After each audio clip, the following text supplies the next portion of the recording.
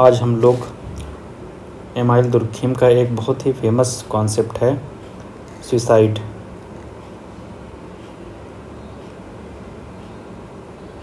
तो आज हम लोग सुसाइड के बारे में पढ़ेंगे।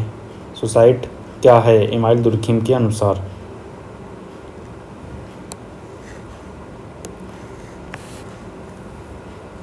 तो एमाइल दुर्खिम फ्रांस के समाजशास्त्री थे और उन्हें आधुनिक समाजशास्त्र का जनक भी कहा जाता है।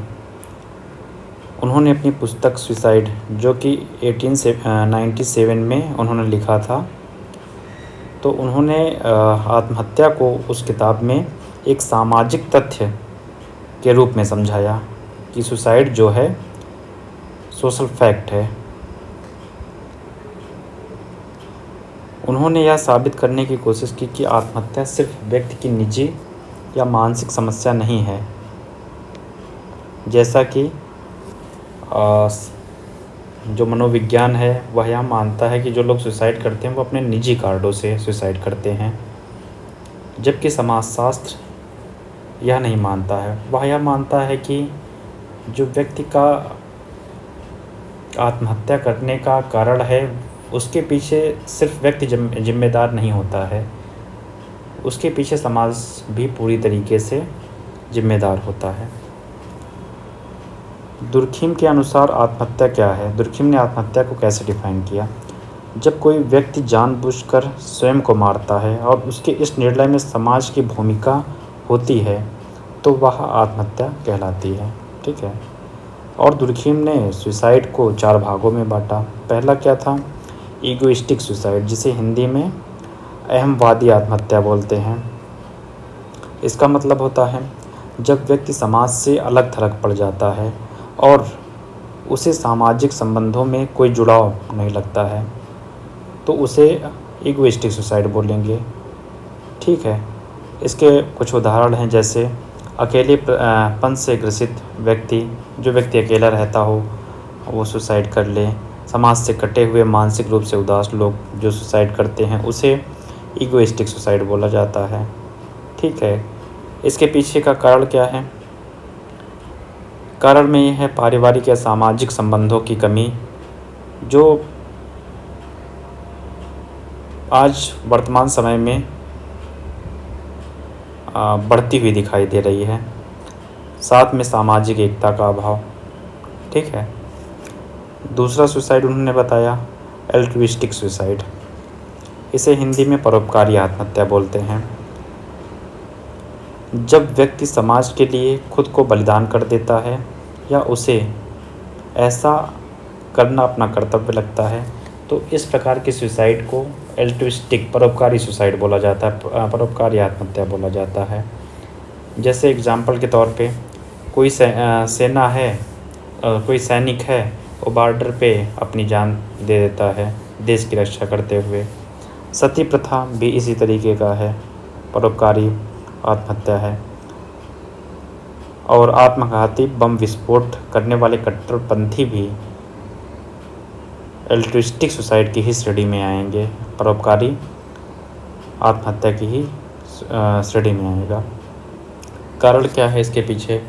अत्यधिक सामाजिक जुड़ाव होना, समाज से ज़्यादा जुड़ा होना, समाज को अपना सब कुछ समझना, मैं की भावना का अभाव, जो कुछ है वो समाज है, मैं कुछ हूँ नहीं। ठीक है।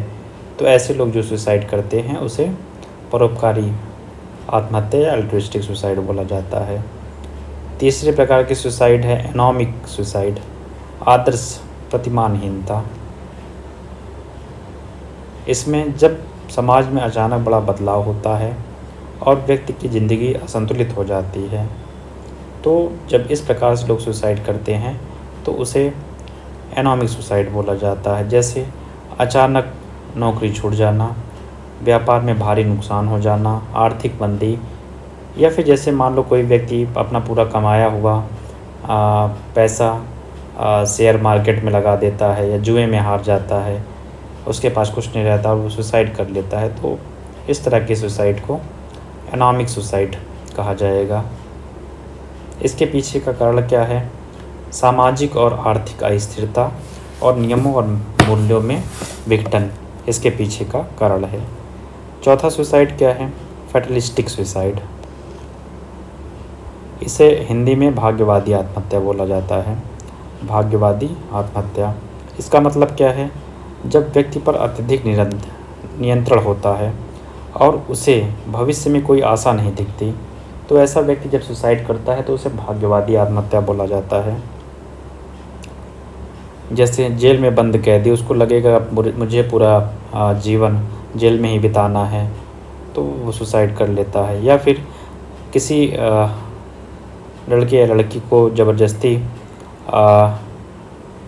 शादी कराया जाता है उसकी इच्छा के विरुद्ध और वो सुसाइड कर ले, तो उसे फैटलिस्टिक सुसाइड बोला जाएगा। और या गुलाम या दास जो सुसाइड करते हैं, उनको लगता है कि मैं इनके ग़ुलामी से कभी बाहर ही नहीं आ पाऊँगा, मेरा ज़िंदगी ऐसा ही रहेगा, तो वो सुसाइड कर लेता है, तो उसे फैटलिस्टिक सुसाइड बोला जाता है। इसके पीछे का कारण क्या है? अत्यधिक सामाजिक नियंत्रण, जीवन में उम्मीद की कमी। ठीक है, कुछ की पॉइंट्स हैं दुर्खिम का आत्महत्या के बारे में। तो क्या क्या है? आत्महत्या सिर्फ मानसिक बीमारी नहीं है, इसके पीछे समाज की संरचना और संबंधों की भूमिका होती है, ये दुर्खिम का कहना था। सामाजिक एकता, सोशल इंटीग्रेशन और सामाजिक नियंत्रण, सोशल रेगुलेशन का संतुलन आत्महत्या को रोक सकता है। ठीक है, अगर इसको रेगुलेट किया जाए, सोशल रेगुलेशन को थोड़ा रेगुलेट किया जाए, सोशल इंटीग्रेशन को बढ़ाया जाए, तो उससे सुसाइड को रोका जा सकता है। समाजशास्त्र को विज्ञान की तरह इस्तेमाल करके हम समाज की समस्याओं को समझ सकते हैं। ठीक है, और इमानुएल दुर्खिम ही ऐसे व्यक्ति थे जिन्होंने सबसे पहले समाजशास्त्र में आत्महत्या का अध्ययन किया और उसका पीछे समाजशास्त्रीय दृष्टिकोण से आत्महत्या को विस्तार से बताया, और बताया कि सिर्फ व्यक्ति की निजी समस्या ही नहीं बल्कि समाज की बनावट, संबंध और नियमों से गहराई से जुड़ी हुई है जो आत्महत्या है। उनका सिद्धांत आज भी आत्महत्या के सामाजिक कारणों को समझने के लिए एक मजबूत आधार प्रदान करता है।